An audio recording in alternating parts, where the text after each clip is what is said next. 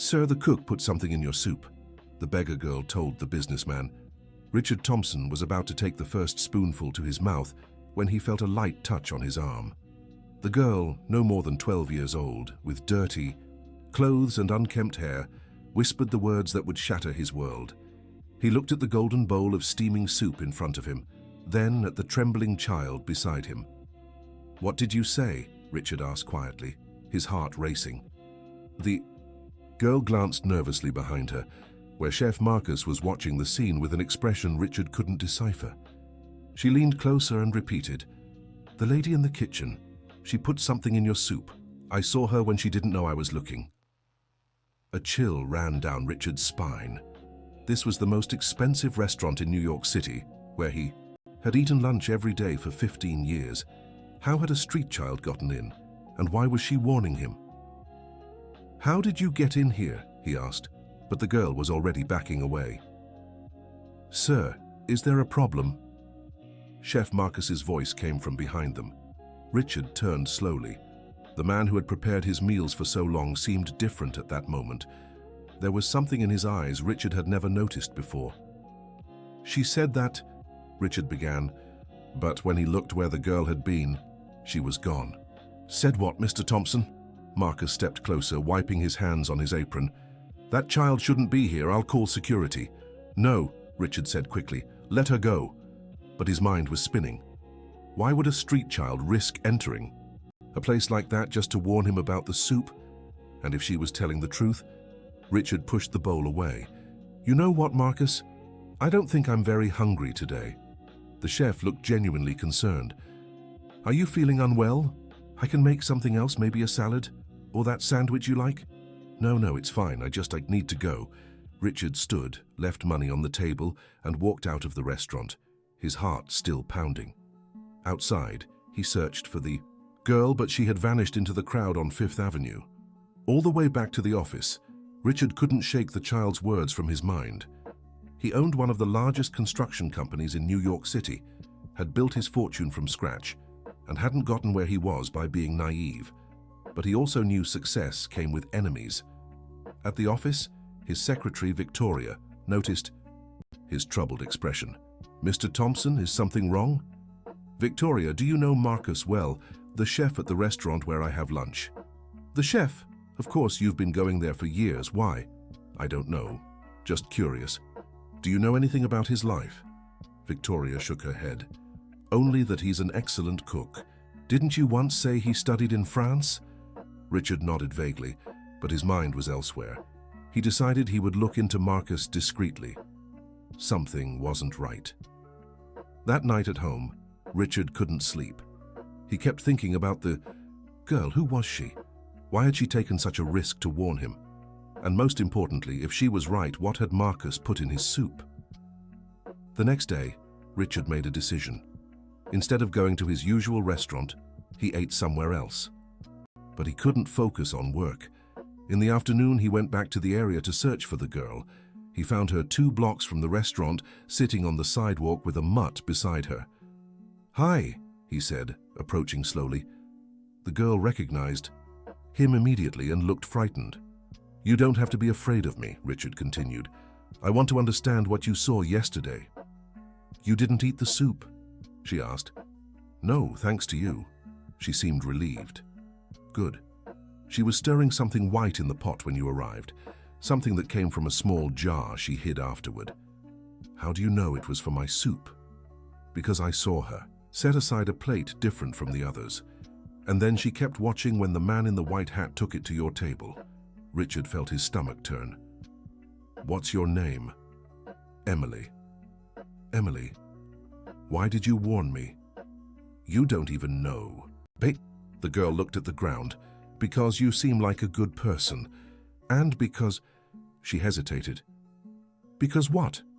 "Because my mother always said we should help when we can, even if other people don't help us." Richard felt a tightness in his chest. "Where's your mother, Emily?" She's gone. It's been 6 months." "And your father?" "Never had one." Richard closed his eyes for a moment. That child was living on the streets alone, and yet she'd risked herself to save him. "Emily, Where do you sleep? Different places. Sometimes in the square, sometimes under the underpass. And food? Sometimes people give me some, sometimes I find it in the trash. Dear listener, if you're enjoying the story, take a moment to like and especially subscribe to the channel. It helps us a lot as we're just starting out. Now, continuing. Richard felt a mix of anger and sadness. A child like Emily shouldn't be living like this while he wasted expensive food in restaurants. Emily, I'm going to help you. But first I need to understand more about this soup story. Can you show me how you can see into the restaurant's kitchen? Emily nodded and led him to a side alley of the building. There was a small window facing the kitchen, too high for an adult, but perfect for a curious child. I climb on that box over there, she explained. Sometimes I watch people cook. It looks like a magical place. Richard peered through the window and saw Marcus working. Indeed, from there Emily could observe everything happening in the kitchen. Emily, have you seen the woman do this before? Put something strange in the food? I don't know. I only started paying attention when I noticed it was always the same plate she prepared differently. The plate that went to your table. Richard felt a chill in his stomach. If Emily was right, how long had Marcus been putting something in his food? Do you know the woman's name? I heard them call her Sarah. Richard didn't know any Sarah. He decided he needed to investigate further. In the following days, Richard completely changed his routine. He stopped having lunch at the restaurant and began his own research. He hired a private investigator to learn more about Marcus and his team. Meanwhile, he couldn't stop thinking about Emily. He returned several times to where he'd found her, bringing food and talking with her. Slowly, he learned her story. Emily had lost her mother in an accident and had no known relatives. Since then, she'd lived on the streets, surviving on the kindness of strangers and her own cleverness. She was smart, brave, and despite everything, she kept a sweetness that touched Richard's heart. "Why do you keep coming back here?" she asked one afternoon. "Because I feel responsible for you," Richard answered honestly. "You might have saved my life, it's the least I can do. But I don't want you to feel obligated." "It's not obligation, Emily, it's... You reminded me of something. I'd forgotten." "Of what?" "That there are good people in the world and that sometimes they need help." Emily smiled, and Richard felt something stir in his chest. It had been a long time since he'd felt that sense of purpose, of doing something truly important. A week later, the investigator Richard had hired brought the first information about Marcus. "Mr. Thompson, I've found some interesting things," said Charles, the investigator, in his office. "Marcus Scott has worked at that restaurant for 8 years. Before that, he worked in other places, always as a chef. But there's a 2-year period in his life that's blank." "What do you mean?" "There are no work records, no address, nothing. It's like he disappeared off the map between 2018 and 2020. Richard leaned forward. "And what about that Sarah?" "Sarah Peterson. She's only been working at the restaurant for 3 months. Before that, there are hardly any records either. But I found something curious." "What?" "She's the sister of someone who might interest you, Robert Peterson." Richard knew that name. Robert had been one of the contractors who worked for his construction company years ago. The project had ended badly, with accusations of fraud that were never proven but led to Robert's dismissal. "Robert Peterson," Richard murmured. "He worked for me about 5 years ago." "Exactly. And after he was fired, it seems, he went through a lot of financial trouble. Lost his house, his family fell apart. And 2 years ago he passed away." Richard felt his blood run cold. "How?" "Health issues related to stress and depression. He left his sister, Sarah, as his only family." The pieces began to fall into place in Richard's mind.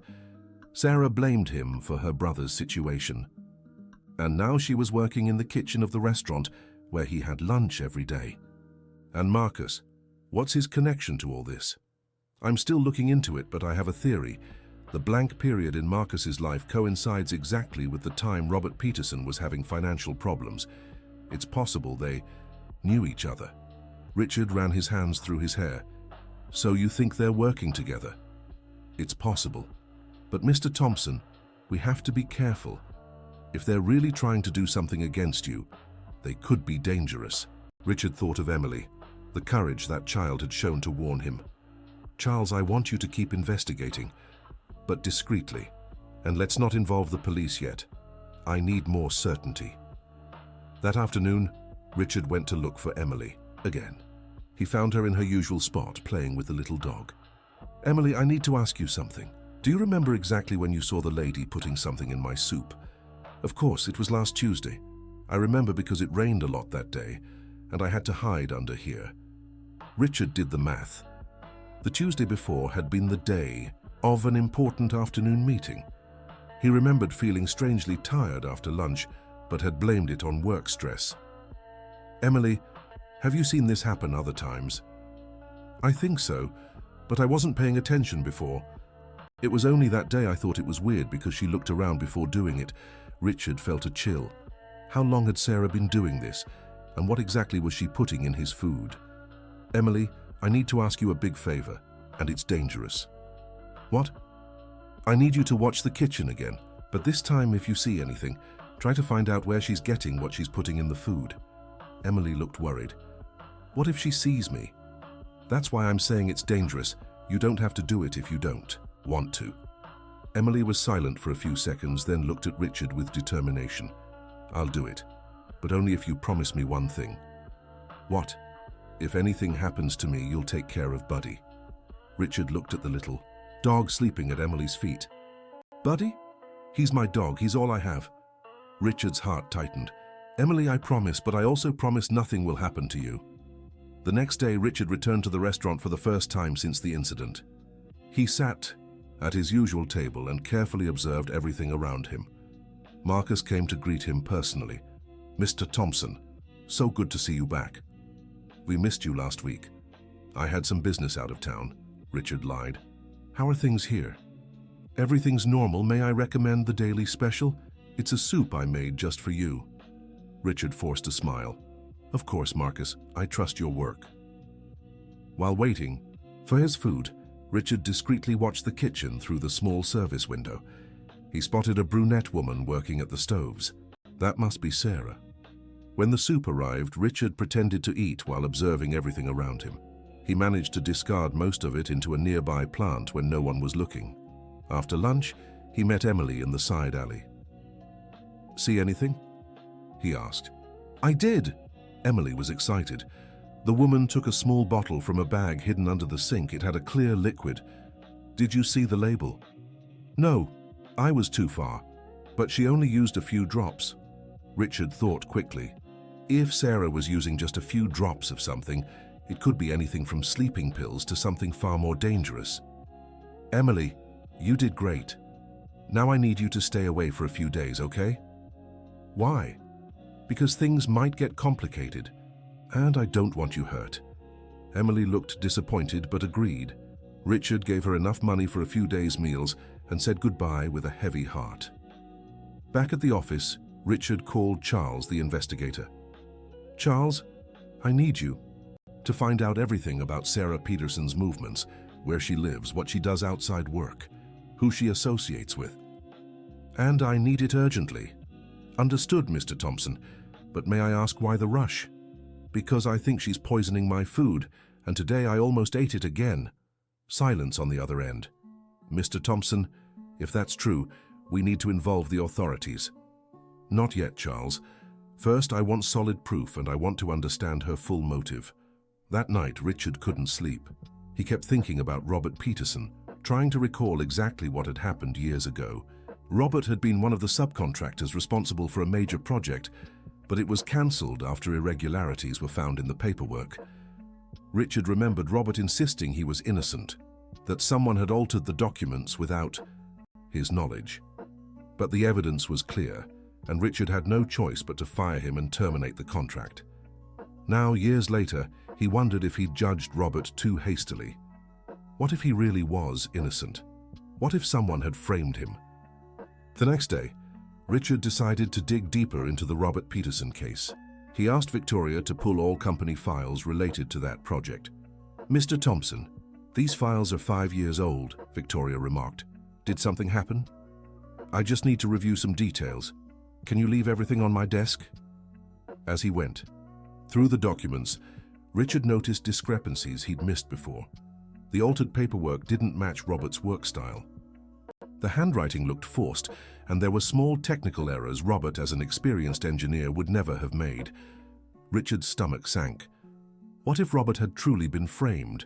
What if he, Richard, had ruined an innocent man's life? The phone rang, interrupting his thoughts. It was Charles. "Mr. Thompson, I have news about Sarah Peterson." "Go on." "She lives alone in a small apartment on the east side, but I found out she regularly visits a grave at Greenwood Cemetery." "Robert Peterson's grave." Richard closed his eyes. "Anything else?" "Yes. She has been in frequent contact with Marcus Scott. They meet at least twice a week outside of work." "Where?" "At a bar near the restaurant. And Mr. Thompson. They always talk about something that gets them very agitated." Richard hung up the phone with the feeling that he was being watched very closely. Sarah and Marcus were planning something, and he was the target. That afternoon, against all his instincts, Richard returned to the restaurant. He needed to keep up appearances while planning his next move.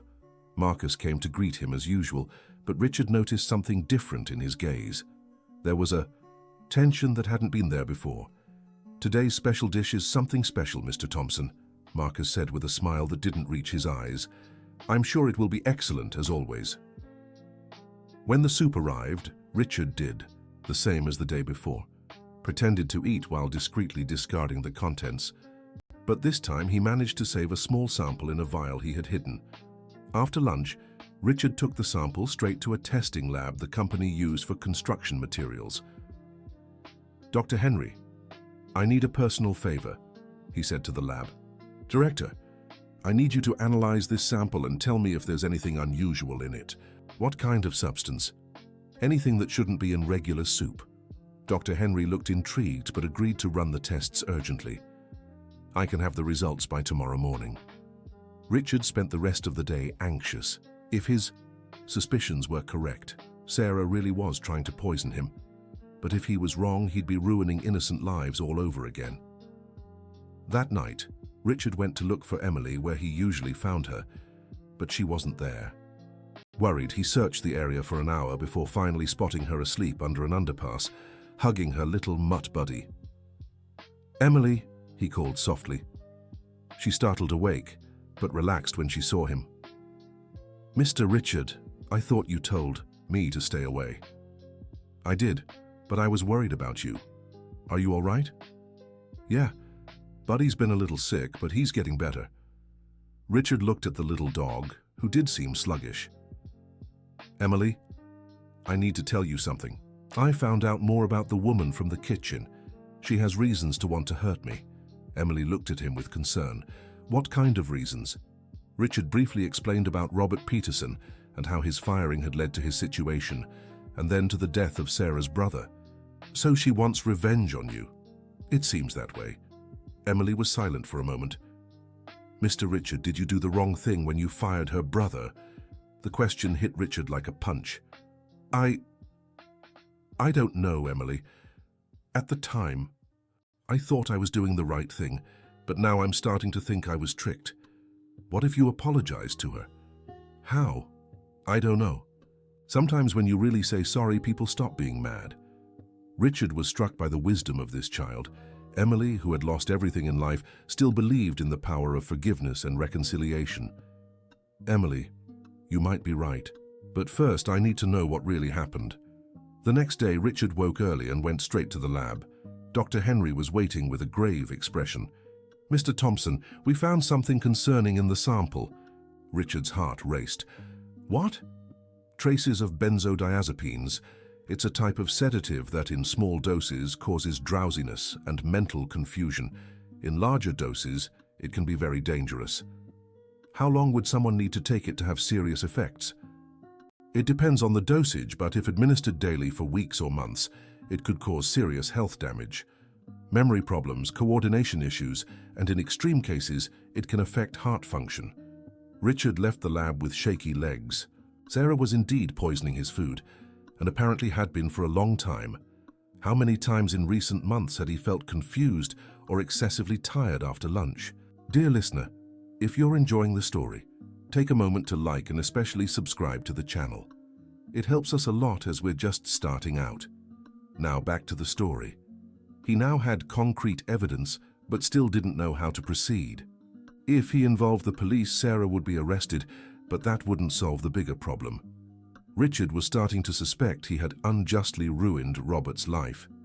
He decided to talk to Charles, the investigator, about the next steps. "Mr. Thompson, with this evidence, we can easily file a report," Charles said when Richard showed him the lab results. "It's not that simple, Charles.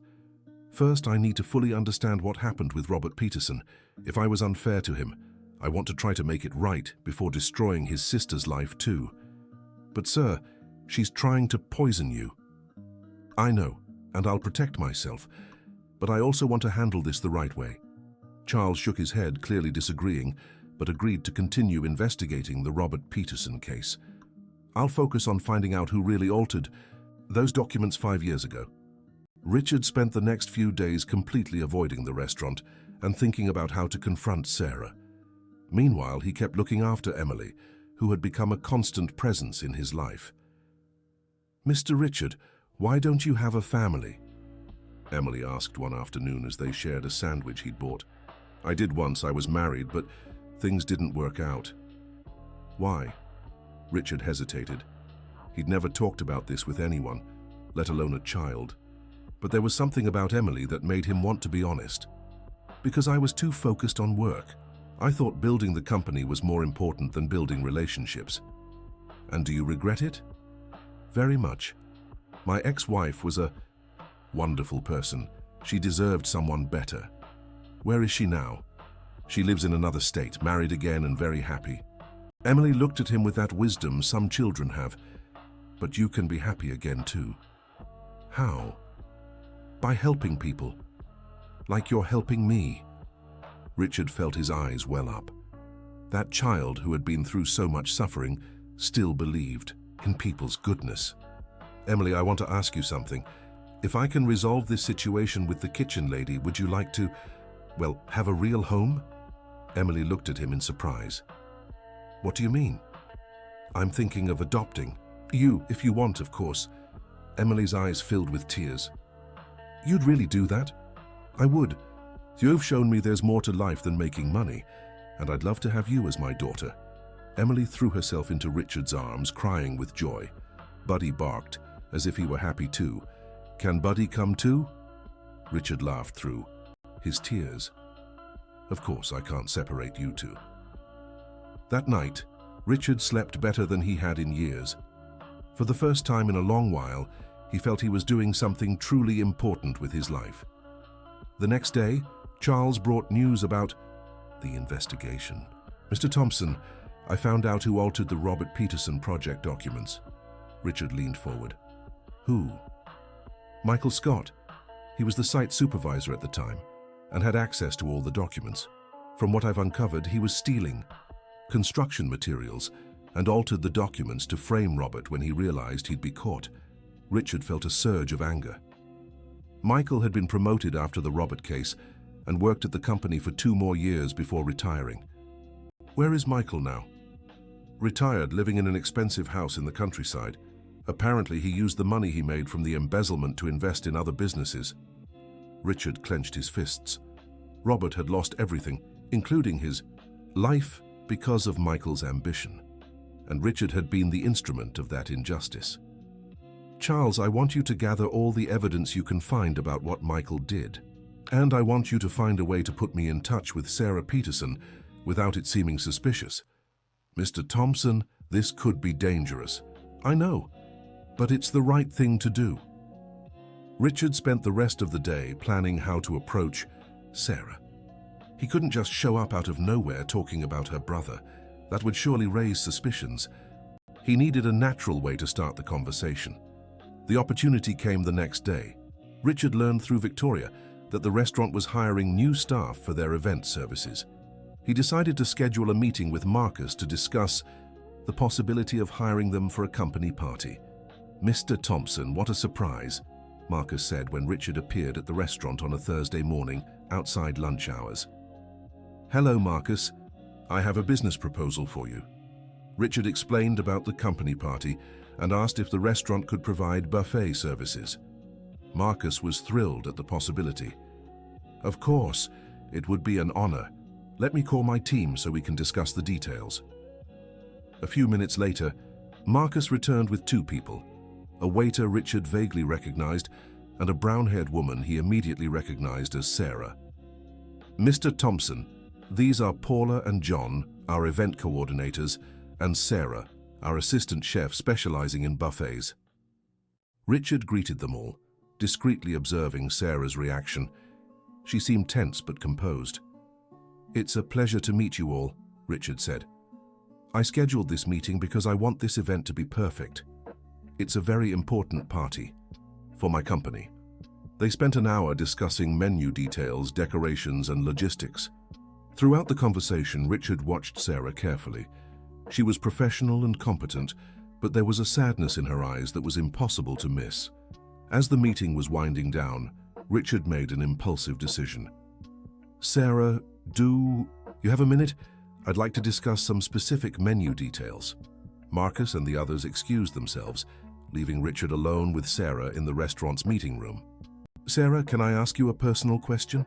She looked suspicious. "What kind of question?" "Did you happen to know an engineer named Robert Peterson?" Sarah's face instantly paled. "Why do you want to know that?"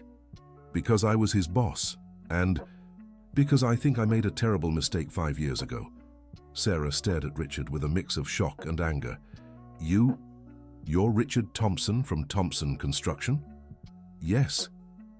"You're the one who destroyed my brother's life." "Sarah, I need to tell you something. I recently discovered Robert was innocent. Someone altered the documents to frame him." Sarah stood up abruptly. "You're lying." "I'm not. I have proof, and I want to show you." "Why should I believe you?" Richard took a deep breath. "Because you have every right to know the truth about what happened to your brother, and because I know you've been trying to get revenge on me." Sarah froze. "What are you talking about?" "I know about what you've been putting in my food, Sarah. I have proof of that too." For a moment, Richard thought Sarah might attack him. She clenched her fists, and her eyes filled with angry tears. "You ruined everything!" she shouted. "Robert was all I had. He was an honest, hard-working man who never harmed anyone. And you destroyed him for money. Sarah, I know, and I regret it every day. But I wasn't the only one who was deceived. Robert was also a victim." "Liar! You knew exactly what you were doing." "No, Sarah. I truly believed Robert was guilty. If I had known the truth back then, I would never have done it." Sarah sat down again, crying uncontrollably. "You don't understand. After Robert was fired, he became depressed. He couldn't find another job. We lost the house. He started drinking. And then... I know, Sarah, and I'm so sorry. You know nothing. You went on with your rich, happy life while my brother wasted away, while I watched the only person who ever loved me destroy himself little by little." Richard felt his heart break. Sarah's pain was real and deep, and he was responsible for much of it. "Sarah, let me show you the evidence. Let me tell you what really happened. I don't want to hear your lies. They're not lies. And if they are, you can continue your revenge.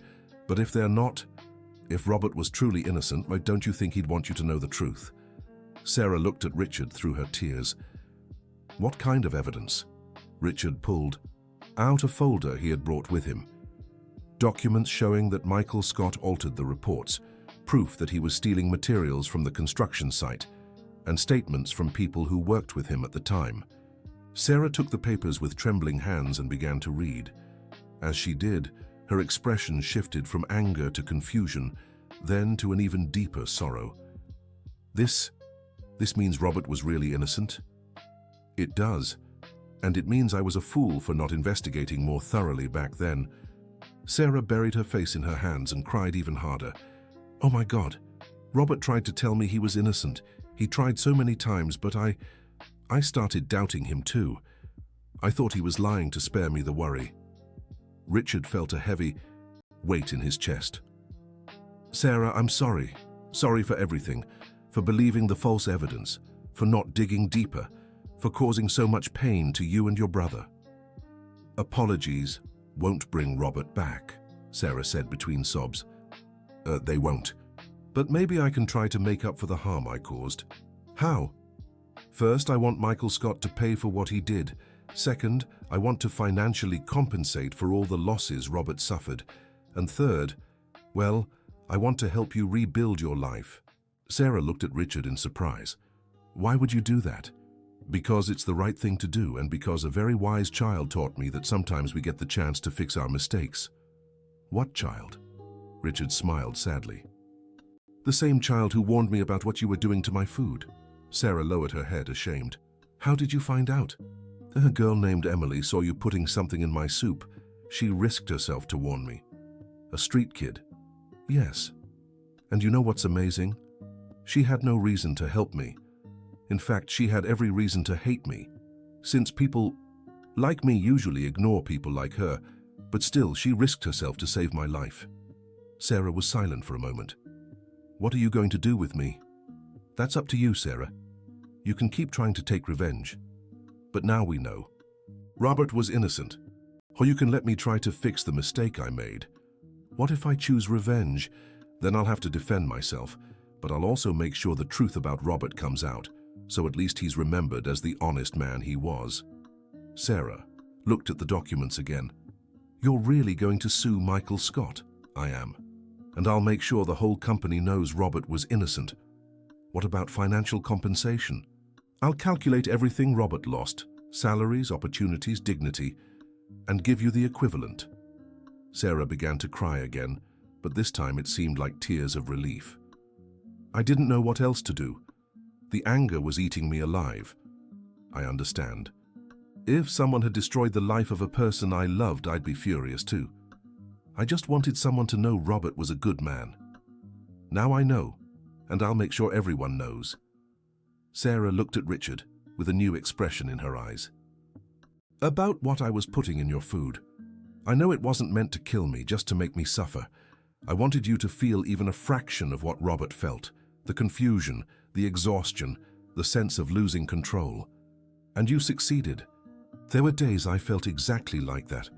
I'm sorry, I know it was wrong, but you don't have to apologize to me, Sarah.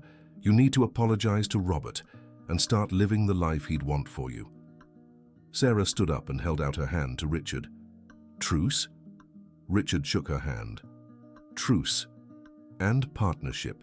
If you're willing. Partnership.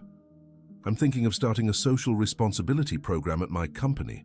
It'd be dedicated to Robert's memory, and I'd like your help running it. What kind of program? Helping families who've faced injustice. Street children. People like you and Robert who were victims of circumstance. And you'd really do that? I would. In fact, I've already started. I met a girl who showed me there's a whole world of people who need help. And if we can help, we should. Sarah smiled for the first time since Richard had met her. Tell me about this girl. Richard told her the whole story of Emily, from their first meeting at the restaurant to his decision to adopt her. So she saved your life twice, Sarah remarked. Once by warning you about the soup, and again by showing you how to be a better person. Exactly. And now, I want to use what I've learned to help others. Including me. Especially you. Because you were a victim of my mistake. Sarah was thoughtful for a few minutes. Richard, can I ask you something? Of course. Why didn't you investigate properly back then? Why did you so easily believe Robert was guilty? Richard sighed. Because I was ambitious and in a hurry. The project was important and I didn't want delays. When I saw the evidence, it was easier to blame Robert than dig deeper. And do you regret it? Every day. Especially now that I know how my haste destroyed 2 lives. 3 lives. How so? Robert, me, and you too. You might not realize it, but carrying this guilt has changed you. I can see it in your eyes. Richard reflected on Sarah's words. She was right. Over the years, he'd felt emptier, more isolated, more unhappy. Sarah, you're right, but now we have a chance to change that for all of us. How? By working together to honor Robert's memory. Doing the good he'd do if he was still here. Sarah smiled again. Robert would have loved that idea. He always said he wanted to help people in need. Then that's what we'll do. Richard and Sarah spent the rest of the afternoon talking about Robert, the past, and possibilities for the future. For the first time in years, Richard felt he was on the right path. When he left the restaurant, he went straight to find Emily. He spotted her in her usual spot, but she looked different. She seemed sick. "Emily, what's wrong?" "Hi, Mr. Richard. It's just a cold." But Richard could tell it was more than that. Emily had a fever and was coughing badly. "Emily, you need to see a doctor." "I can't afford a doctor." "I'll pay, let's go right now." Richard took Emily and Buddy to the private hospital where he had coverage. The doctors examined her and confirmed she had pneumonia. "She'll need to stay hospitalized for a few days," the doctor explained. "That's fine, do whatever's necessary." "And you are her father?" Richard looked at Emily, who was frightened in the hospital bed. "I will be soon." That night, Richard stayed at the hospital with Emily. She was scared and didn't want him to leave. "Sir Richard, you won't abandon me, will you?" "Never, Emily, I promise." "What if I get really sick?" "You'll get better. And then we'll go home. Our home." "What about Buddy?" "Buddy's being cared for by a vet. He's coming home with us too." Emily smiled, even though she was sick. "Are we going to be a real family?" "Yes, you, me, and Buddy." "And the soup lady? What happened to her?" Richard told Emily about his conversation with Sarah, about discovering the truth and about their plans for the future. "So she's not mean anymore?" "She was never mean, Emily. She was in a lot of pain and didn't know how to handle it. Like when I get angry because I'm hungry? Similar. Sometimes when we're hurting, we do things that aren't right. But can we get better? We can, if we have help and if we want to." Emily slept peacefully that night, and Richard stayed by her bed thinking about how his life had completely changed in just a few weeks. In the following days, while Emily recovered in the hospital, Richard began putting his plans into action. First, he sued Michael Scott for fraud and document forgery. Second, he publicly announced that Robert Peterson had been innocent and that the company had made a mistake. The news caused a major stir in the company and local media. Many praised Richard for admitting the error and trying to make it right. Others criticized how long it took to uncover the truth. Richard didn't care about the criticism. He knew he was doing the right thing. Sarah decided to accept Richard's offer to lead the company's social program. She left her job at the restaurant and began working at Thompson Construction, creating projects to help underprivileged families and at-risk children. The first project was a temporary shelter for homeless children named the Robert Peterson House. Emily, still recovering in the hospital, was moved when she heard, "There's going to be a place for kids like me." "Yes, and you're going to help me make it special." "How?" "By telling me what kids need, what makes them feel safe and loved." Emily smiled. "Good food, a warm bed, and someone who won't leave." Richard's heart tightened. "Exactly, and you'll never have to worry about those things again." A week later, Emily was discharged from the hospital. Richard had prepared a surprise for her, a specially decorated room with a little bed for Buddy and everything a child could want. "Is this really my room?" Emily asked, still not believing it. "It's yours forever." Emily ran around the room, touching everything with Buddy chasing after her. Then she threw herself into Richard's arms. "Thank you for saving me." "Emily, you're the one who saved me."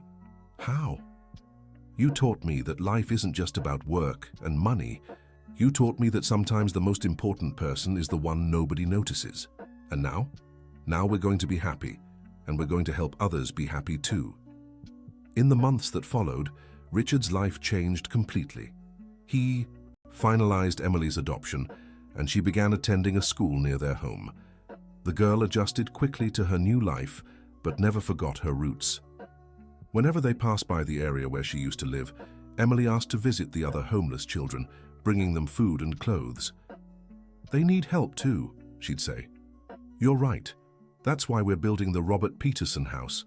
The Robert Peterson House opened 6 months later at an event that brought together the entire Richard-Emily family, Sarah, company employees, and many of the children who would benefit from the project. Sarah gave a moving speech about her brother, and how proud he would be to see his memory honored in that way. Richard also spoke, sharing the story of how Emily had changed his life and how everyone could make a difference in someone's life. "Sometimes we think we need grand gestures to help," he said. "But the truth is, small acts of kindness can change everything. A brave child taught me that when she risked her safety to warn me about danger. That simple act started a chain of events that changed many lives for the better." Emily, sitting in the front row, smiled proudly. After the opening, Richard, Emily, and Sarah went to visit Robert's grave. Emily had insisted on bringing flowers. "Mr. Robert," Emily said, placing the flowers on the headstone, "you can rest easy. Your sister is okay now, and your house is helping so many children." Sarah cried, but they were tears of peace, not anger. "Thank you, Robert," she whispered, "for being the honest man you were, and for teaching me to forgive." Richard placed a hand on Sarah's shoulder. "He's proud of you." "And of you too," Sarah replied. "You became the man he believed you could be." On the way home, Emily asked a question that caught Richard by surprise. "Dad, if Miss Sarah hadn't put that thing in your soup, would we have met anyway?" Richard thought for a moment. "I don't know, Emily, maybe not." "So sometimes bad things happen so good things can happen?" "Sometimes, yes. But the important thing is to always try to do good, even when bad things happen to us." "Like Miss Sarah did?" "Exactly. She was hurting, but in the end she chose to forgive and help others." "And like I did when I warned you about the soup?" "Exactly. You chose to help even though you didn't know me." Emily grew thoughtful. "Dad, I think I understand something." "What?" "We always have a choice. We can choose to be mean or choose to be kind." Richard smiled. "You're very wise, sweetheart. I learned from you and Miss Sarah." That night, Richard tucked Emily into bed and watched her for a few minutes. How was it possible that a child who had endured so much suffering still had so much wisdom and kindness? Sarah was right when she said Emily had saved him twice. First by warning him about the soup, but mostly by teaching him to see the world differently. 2 years later, the Robert Peterson House had helped over 200 children off the streets. Many were reunited with their families, others were adopted by caring families, and some, like Emily, found new families through the program. Richard had expanded the project, creating a job training program for at-risk youth and a financial assistance fund for struggling families. Sarah had become one of the city's most respected social workers, known for her dedication and her ability to understand people's pain. Emily, now 14, was an exemplary student and an active volunteer in the company's projects. She had become the voice of the children in the programs, always reminding Richard and Sarah of what truly mattered. "Dad," she said one night over dinner, "I have an idea for a new project." "What?" "What if we made a program for abandoned dogs too? There are so many little animals on the street, just like Buddy was." Richard looked at Buddy, who was sleeping peacefully in a corner of the kitchen, now plump and happy. "I think that's a wonderful idea. We'll talk to Sarah tomorrow. And Dad, there's one more thing." "Go ahead." "I want to be a social worker when I grow up, to help kids like I used to be." Richard felt his chest swell with pride. "I'm sure you'll be an amazing social worker. I'll be just like Aunt Sarah. You'll be unique, sweetheart, in your own special way." Emily smiled. "Dad, can I ask you a silly question?" "Of course. Do you regret anything that happened?" Richard thought carefully. "I regret taking so long to uncover the truth about Robert. I regret not investigating better back then, but I don't regret anything that happened after I met you." "Not even the bad things?" "Not even the bad things, because they led me to you." "And do you think Mr. Robert is happy in heaven?" Richard looked out the window where stars twinkled in the New York City sky. "I think so, Emily. I think he's proud to see how his memory is being honored. And do you think my mom is happy too?" "I'm sure of it. She must be so proud of the brave, kind daughter she raised." Emily stood up and hugged Richard. "Thank you for saving me, Dad. Thank you for saving me too, sweetheart." That night, after Emily went to bed, Richard stayed on the porch reflecting on everything that had happened.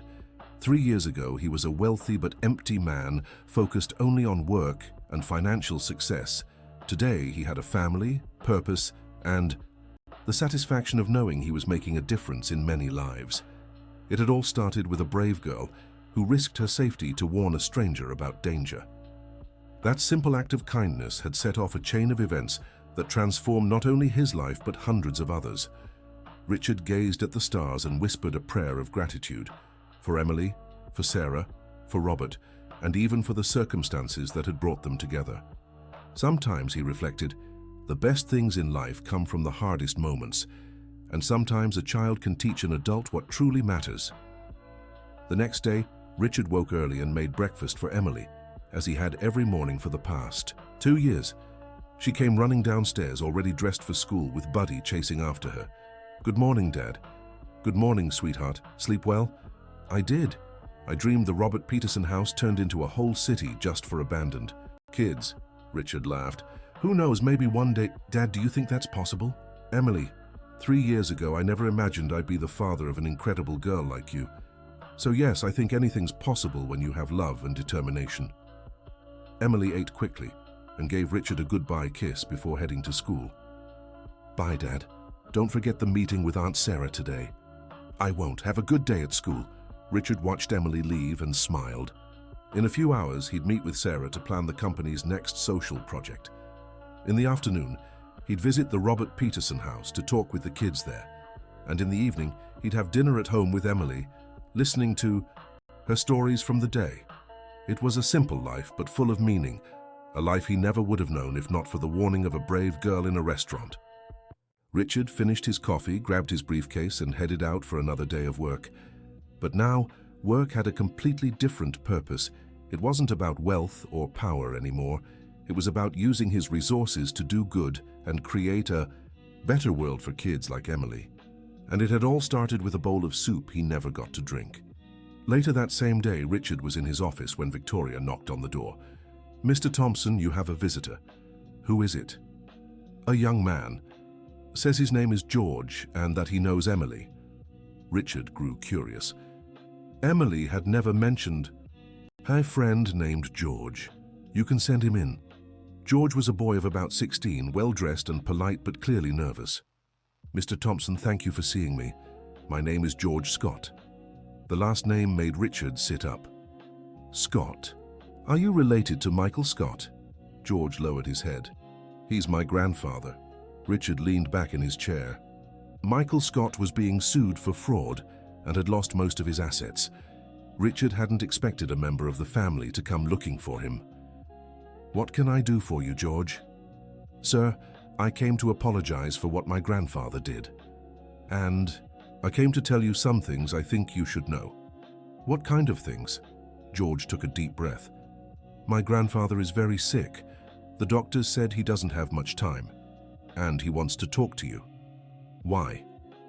"He said he has more things to confess, things about other projects where he did the same thing he did to Mr. Robert." Richard leaned forward.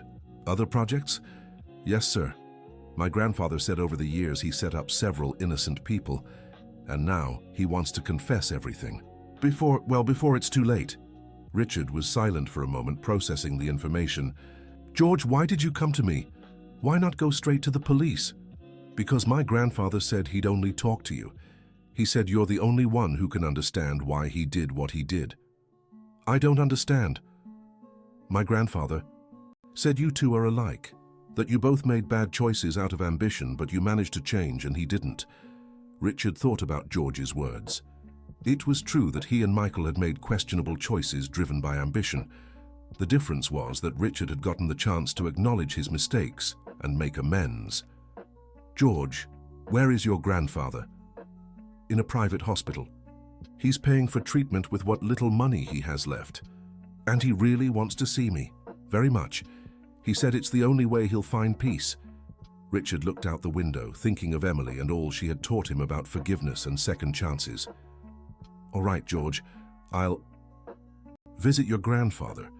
But I want you to understand one thing. This doesn't mean I'll drop the lawsuit against him." "I understand, sir. My grandfather understands too. He just wants to do the right thing before it's too late. When can I see him? Whenever you'd like, he's always there.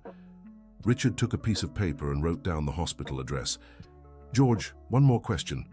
How do you know Emily? George smiled for the first time since arriving. Emily didn't tell you. She's been helping some boys from school who live at the city's temporary shelter. She's like an unofficial leader, always organizing activities and helping everyone. Richard felt his chest swell with pride. Emily was still the same brave, kind girl who had saved him years ago. She really is special, Richard said. Yes, sir. Everyone at school admires her. Even though she's younger, she always knows how to help. After George left, Richard kept thinking about the situation. Visiting Michael would be hard, but maybe it was necessary to fully close that chapter of his life. He decided to talk to Emily and Sarah before making a final decision. That night at dinner, Richard told Emily about George's visit. Dad, are you really going to visit his grandfather? I'm thinking about it. What do you think? Emily chewed thoughtfully before answering. I think you should go. Why? Because if he's sick and wants to apologize, maybe it's important to him. And if he has more to confess, other people could be helped. Richard smiled. Once again, Emily had gone straight to the heart of the matter. And you don't think it's dangerous? Dad, he's sick in a hospital and you're a good person. I think everything will work out. The next day, Richard spoke with Sarah about the matter. Richard, if Michael has information about other people who were wronged like Robert was, we need to know, Sarah said. We can help them too. You're right, I'll visit him this afternoon. Do you want me to come along? Richard considered the offer. It would be good to have someone as a witness. If you don't mind, I don't mind. In fact, I think I need to hear him too, for Robert. That afternoon, Richard and Sarah went to the hospital where Scott was staying. George was waiting for them in the lobby. Mr. Thompson, Mrs. Peterson, thank you for coming. My grandfather is very eager to talk to you. George led them to a room on the 5th floor. Michael Scott lay in bed, visibly ill and aged, a far cry from the robust man Richard remembered. Richard, Michael said weakly when he saw them enter. Thank you for coming. Richard approached the bed. Michael, George said you have things to tell me. I do. Many things. Michael looked at Sarah. And you must be Robert Peterson's sister. I am. I'm sorry, truly. Robert was an honest man, and I destroyed his life out of pure greed. Sarah nodded, controlling her emotions. George said you have information about other people. I do. Michael gestured for them to come closer. Over 15 years in construction, I framed at least 8 innocent people. Always the same scheme. Diverted materials, falsified documents, and blamed a subordinate. Richard felt anger but also pity for the sick man before him. Why, Michael? Why did you do it? Greed. Pure greed. And because it was easy. The bosses always believed me because I'd been with the company longer. Who were the other victims? Sarah asked. Michael breathed heavily and picked up a folder from the bedside table. It's all here. Names, dates, evidence I kept. I always held on to some kind of insurance just in case. Richard took the folder and began flipping through it. There were documents on 8 different cases, including Robert's. Some names he recognized. Michael, why did you keep this evidence? Because part of me always knew I was doing wrong, and because I feared someone might find out one day and I'd need leverage. And why are you telling us now? Michael looked at the ceiling. Because I'm dying, Richard, and because you showed me it's possible to try and right our wrongs. How so? When you publicly admitted Robert was innocent and started that project in his memory, it made me think, maybe I could try to do something right before I go. Sarah stepped closer to the bed. Michael, this won't bring Robert back. No, but maybe it can help the other families I destroyed, and maybe it can give some meaning to the worthless life I've lived. Richard looked again at the documents in the folder. There was enough information to fully exonerate all of Michael's victims. What do you want us to do with this? I want you to give it to the authorities, and I want you to find these people and their families. I want them to receive the same compensation you gave Sarah. That will cost a lot of money, Richard remarked. I know, that's why... Michael pointed to another folder. Those are the documents for what's left of my estate. I want it used to compensate my victims. Richard was surprised. Michael, are you sure? I am. It's the least I can do. My grandson George will be fine. He has a full scholarship and doesn't need my dirty money. George, who had been silent until then, approached his grandfather. Grandpa, are you sure about this? I am, my boy. I want you to grow up knowing your grandfather tried to make amends for his mistakes, even if it was late. Richard looked at Sarah, who seemed moved. Michael, we'll do what you're asking, but first I want you to record a full testimony confessing everything, so the families can know the truth. Can we do it now? Richard picked up his phone. Yes. Sarah, could you call George to be a witness? Over the next hour, Michael confessed in detail all the crimes he had committed over the years. He explained how he falsified documents, framed innocent people, and used the stolen money to retire comfortably. When he finished, he was visibly exhausted. There, he said, now I can die in peace. Michael, Richard said, I want you to know I recognize the courage it took to do this. It wasn't courage, Richard. It was desperation. The desperation of a man who wasted his whole life and wants to at least try to do one right thing. Sarah stepped closer again. Michael, I forgive you for Robert and for me. Michael began to cry. Thank you. You don't know how much this means to me. It means something because you still have a conscience, Richard remarked. And that shows there's still hope for anyone. When they left the hospital, Richard and Sarah were emotionally drained. Do you think we did the right thing? Sarah asked. I do. Michael is trying to fix what can be fixed, and we'll make sure the other families get help. It'll be a lot of work. It will, but it's the kind of work worth doing. In the weeks that followed, Richard and Sarah dedicated themselves to locating all the families harmed by Michael. It was difficult and emotionally taxing work, but also rewarding. They discovered 3 of the victims had already passed away, but their families still suffered the financial consequences of the false accusations. The other 5 victims were alive, but all had their lives drastically affected by the injustice they'd endured. Richard organized individual meetings with each family, explaining the situation and offering both financial compensation and public rehabilitation of their loved ones' reputations. The reactions varied. Some families were grateful to finally know the truth. Others were skeptical, feeling it was too late for any reparation. But in the end, they all accepted the help offered. Emily accompanied Richard to some of these meetings, and her presence often helped ease the initial tension. Dad, why do some people stay angry, even when we're trying to help? She asked after a particularly difficult meeting. Because some wounds take a long time to heal, sweetheart. And some people would rather stay angry than allow themselves to hope again. But doesn't the anger hurt them more? It does. But sometimes it's easier to feel anger than to feel pain. Like Aunt Sarah used to feel. Exactly. And you saw how much better she got when she decided to forgive and help others. Emily nodded thoughtfully. Dad, do you think all these families will be okay? I think so, with time, and with our help. Michael Scott died 6 weeks after his confession, at peace with his family. George continued his studies and became a regular visitor to the Robert Peterson house, volunteering whenever he could. Richard used all of Michael's assets, along with his own resources, to create a permanent compensation fund for victims of workplace injustices. Sarah was named director of the fund, which came to be known as the Robert Peterson Fund for Justice and Reparation. 2 years after Michael's confession, all 8 affected families had been compensated, and the victims' names had been publicly cleared. 3 of the families had moved to other cities to start their lives over, but 5 chose to stay and became active supporters of Richard's social projects. Emily, now 16, had become a well-known young leader in the community for her work with at-risk children.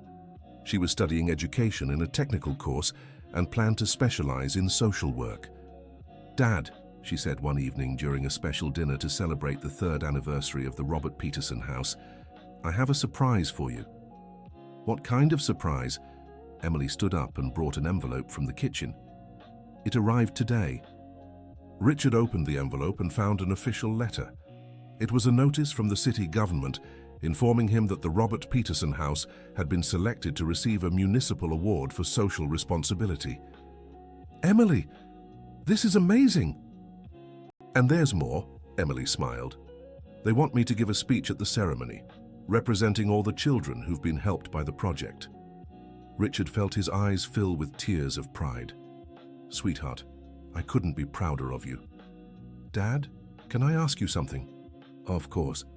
Do you remember what you told me in the hospital when I was sick?" "I said a lot of things. What specifically?"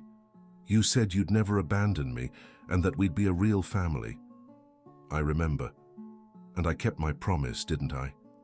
Emily smiled. "You did. But now I want to make a promise to you." "What promise?" "I promise I'll keep doing the work we started. Even when I grow up and have my own family, I'll keep helping children who need a chance." Richard stood and hugged Emily. "Sweetheart, you've already done so much more for this world than I ever thought possible." "No, Dad, we did together."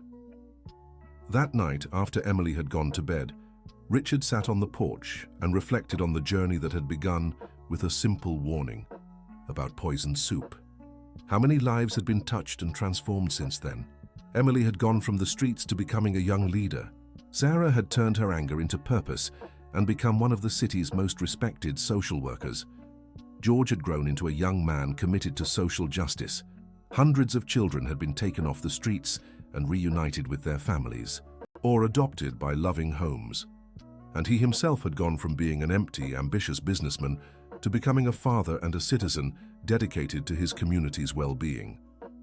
All because a brave 12-year-old girl had risked her safety to warn a stranger about danger. Richard looked up at the stars and whispered a prayer of gratitude. For Emily, for Sarah, for Robert, for Michael and his chance at redemption, and for everyone touched by this web of kindness that had begun with a single act of courage. The day of the award ceremony, Richard was nervous, but Emily seemed completely at ease. "Sweetheart, aren't you nervous about giving the speech?" "No, Dad. I'm just going to tell the truth." "What truth?" "That sometimes the best things in life start with small acts of kindness, and that anyone can make a difference in someone else's life." The ceremony was held at the City Theatre, attended by local officials, business leaders, representatives from social organizations, and many of the families who had been helped by the projects. When it was Emily's turn to speak, she took the stage with the confidence of someone much older. "Good evening," she began.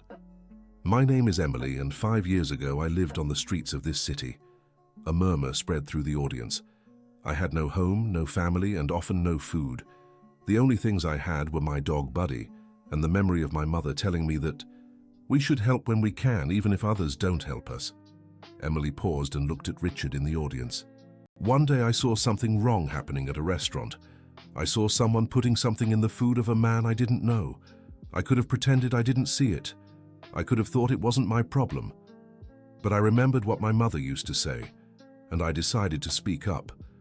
Richard felt his heart race, remembering that day that changed everything. That man was my adoptive father, Richard Thompson, and that simple warning started a story that changed the lives of hundreds of people. Emily continued telling the story, how Richard had adopted her, how they discovered the truth about Robert Peterson, how Sarah transformed from vengeful to a social activist, how Michael found redemption before he died, how so many families were helped. "The lesson I learned," Emily concluded, "is that we never know where a small act of kindness can lead. When I warned my father about the soup, I never imagined it would result in a home for abandoned children, a fund for victims of injustice, and a family for me." The auditorium was completely silent. "So I want to challenge all of you here today. Look for opportunities to do small acts of kindness. Help someone in need, even if you don't know them, because we never know where it might lead." Emily paused one last time. "And to all the children who may be going through hard times and might be watching, you matter, you are valuable, and there's always hope for a better life. Thank you." The auditorium erupted in applause. Richard was openly crying, as were Sarah and many others in the audience. When Emily stepped off the stage, she went straight to hug Richard. "How was it, Dad?" "Perfect, sweetheart, absolutely perfect." After the ceremony, many people approached Richard and Emily to congratulate them and learn more about their projects. Several offered help, whether financial or as volunteers. A woman around 60 years old approached Emily with tears in her eyes. "Dear, my name is Betty. I want you to know your story moved me deeply." "Thank you, Mrs. Betty. You know, I always thought it was too late to make a difference in the world. But you showed me it's never too late." "It never is," Emily smiled. "Anyone can help." "Could I volunteer for your project?" "Of course. We always need good people to help." Richard watched the conversation with a smile on his face. Emily had become exactly what he'd hoped, a young woman who inspired others to be better. On the way home, Emily was quiet, gazing out the car window. "What are you thinking about, sweetheart?" "I was thinking about my mother. I think she'd be proud." "I'm sure she would be. You've become exactly the kind of person she wanted you to be." "Dad, can I tell you a secret?" "Of course." "Sometimes I still dream about her, and in the last dream, she said she was happy because I found a family that loves me." Richard's heart swelled with emotion. "And you really did, sweetheart, forever." "I know, Dad. And you found a family that loves you too." Richard smiled. Emily was right. He hadn't just gained a daughter. He'd gained an extended family that included Sarah, George, and all the people touched by their projects. Sax. Months after the award ceremony, Richard received an unexpected call. "Mr. Thompson, my name is Dr. Charles Mitchell. I'm a pediatrician at Memorial Hospital." "How can I help you, doctor?" "Sir, we have a situation here that we think might interest you. An 8-year-old girl was admitted to the hospital yesterday.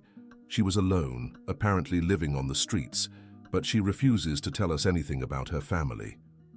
Richard's heart raced. "And why do you think this would interest me?" "Because when we asked if she knew someone who could help her, she said, 'I know a girl named Emily. She lives with a good man who helps kids like me.'" Richard smiled. "Doctor will be there in an hour." Richard and Emily arrived at the hospital and found a small, frightened girl named Isabella. She had run away from home because her stepfather mistreated her and had been living on the streets for 2 weeks. "How do you know Emily?" Richard asked gently. "She always came to where I stayed and brought food," Isabella answered. "She said if I ever needed help, I could look for her." Richard looked at Emily, who seemed moved. "Dad, I always brought food to the kids still on the streets, and I always tell them about our home so they know there's hope. And you never told me about this? I thought it was normal. You always said we should help when we can." Richard hugged Emily. His daughter had become a better version of himself. "Isabella," Richard said, "would you like to stay with us while we sort out your situation?" The girl's eyes lit up. "Really?" "Yes. And Buddy will love having a new friend." Isabella ended up staying permanently with Richard and Emily. The adoption process was quick, as there was no biological family able to care for her properly. Emily was overjoyed with the arrival of her little sister. "Now we're a family of 4, she said, including Buddy and the Count. "And if more kids need help?" Richard asked.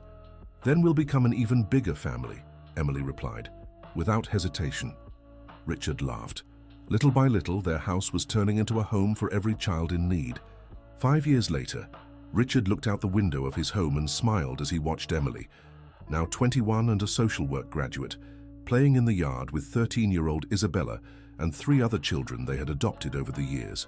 Buddy, now old but still sharp, watched the games from a shady corner. Sarah had married George and had a son who spent weekends at Richard's house playing with the other kids. The Robert Peterson House had expanded to 3 units, serving over 500 children a year. The Robert Peterson Fund for Justice and Reparation had helped dozens of families victimized by injustice. Richard had significantly reduced his activities at the construction company, devoting most of his time to social projects and his family. "Dad," Emily called from the yard, "come play with us." Richard went out to the yard and joined the fun. At 58, he had learned that some of life's most important moments were the simplest ones. As he played with the children, Richard reflected on the journey that had brought him there. He had started as an ambitious, lonely businessman. Now he was a father of 5, director of multiple social projects, and a genuinely happy person. All because a brave girl had risked her safety to warn a stranger about poisoned soup. And all because he had chosen to listen to that girl and let her change his life. That evening, during family dinner, Isabella asked a question that surprised Richard. "Dad, why do you think Emily was on the street exactly the day you needed to be warned about the soup?" Richard looked at Emily, who smiled. "You know, Isabella, for a long time I thought it was just coincidence, but now I think some things happen because they're meant to." "What do you mean?" asked Peter, the 7-year-old youngest. "I think Emily was there because she had a mission. A mission to save not just me, but also Sarah, all of you, and every child we've helped." "So Emily's like a hero?" asked 10-year-old Mary. "She's our hero," Richard answered, looking affectionately at Emily. Emily blushed. "Dad, don't exaggerate. I just did what I thought was right." "Exactly," Richard said. "And sometimes doing what's right changes the whole world." After the children went to bed, Richard and Emily stayed talking on the porch as they did every night. "Dad, do you regret anything?" "Only not finding you sooner," Richard replied. "And you?" "Nothing. Not even the hard times on the street, because they made me who I am today." "And who are you today?" Emily smiled. "I'm Richard, Thompson's daughter, the oldest sister of 4 amazing kids, a trained social worker, and someone who believes small gestures can change the world. And I'm the father of Emily Thompson, the bravest and wisest girl I've ever known." They stayed silent for a few minutes, watching the stars. "Dad, there's something I never told you." "What?" "That day at the restaurant when I warned you about the soup, it wasn't the first time I saw you." Richard turned to Emily, surprised. "What do you mean?" "I'd been watching you for a few weeks. You always ate lunch alone, always. Looked sad even though you were rich. And for some reason I felt you were a good person." "Why did you think that?" "Because once I saw you giving money to a beggar when no one was looking, and because you always thanked the waiters politely." Richard was moved. "So you were already looking out for me before you even knew me?" "I guess so. And you were looking out for me too without knowing." "How?" "By being the kind of person I could trust when I needed to warn you about the soup." Richard hugged Emily. "Thank you for saving me, sweetheart." "Thank you for letting me save you, Dad." That night, Richard fell asleep with a smile on his face and a heart full of gratitude. His life had become far better than he ever dreamed possible. And it all started with a brave girl who said, "Sir, the cook put something in your soup." The end of the story. What a touching story. Emily taught us that a small act of courage can transform countless lives. What did you think of this journey of love, forgiveness, and second chances? If this story touched your heart, leave a like and subscribe to the channel for more stories that celebrate human kindness. Share in the comments. Have you ever been saved by a stranger or helped someone you didn't know? Your experience might inspire other listeners.